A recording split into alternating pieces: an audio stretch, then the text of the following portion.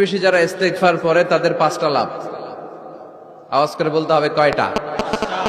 Number 1, মান লাজিমাল ইস্তিগফার জাআলাল্লাহু লাহু মিন কুল্লি দীকিন মাখরাজা।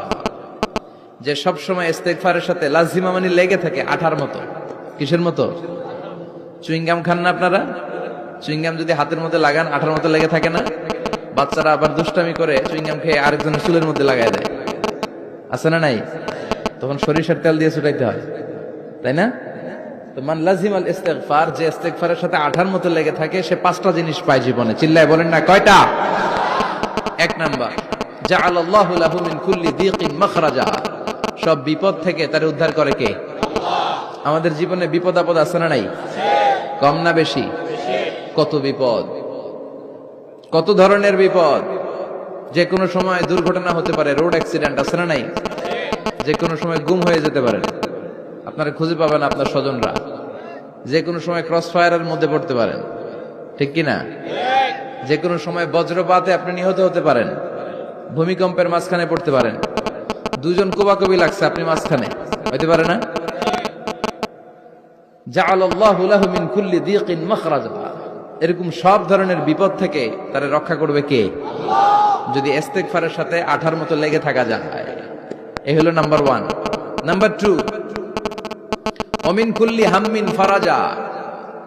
যে সব সময় আঠার মতো ইস্তিগফারের সাথে লেগে থাকবে, আল্লাহ তাকে দুশ্চিন্তা থেকে মুক্তি দিবেন, তার কোনো টেনশন থাকবে না। সুবহানাল্লাহ পড়েন। আমাদের জীবনে টেনশন আছে না নাই? জীবন নিয়ে টেনশন, মরণ নিয়ে টেনশন, ক্যারিয়ার নিয়ে টেনশন, বাড়ি ভাড়ার টেনশন, বিদ্যুৎ বিলের দাম বেড়ে যাচ্ছে, টেনশন, ঘরের মধ্যে শান্তি নাই, টেনশন, দ্রব্যের দাম বাড়তেছে, বেতন কমতেছে, টেনশন, ঠিক কিনা? এই টেনশন থেকে আপনাকে মুক্ত রাখবে কে? নাম্বার 3, ওয়ায়ারযুকহু মিন হাইসু লা ইয়াহতাসিব। এমন জায়গা থেকে আল্লাহ আপনাকে রিজিকের ব্যবস্থা করবে, আপনি কল্পনাই করতে পারবেন না। রিজিক দেওয়ার মালিক কে?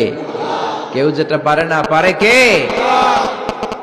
এমন জায়গা থেকে তিনি রিজিক দিবেন, আপনি কল্পনাই করতে পারেন না। আপনি হিসাবই করেন না যে এখান থেকে কিছু রিজিক আমি পাবো, কিন্তু আল্লাহ ব্যবস্থা করে দিয়েছে। সুবহানাল্লাহ পড়েন। 4 নাম্বার, যতক্ষণ ইস্তিগফারের সাথে আঠার মতো লেগে থাকবেন, আল্লাহর কোনো শাস্তি আপনার উপর আসবে না।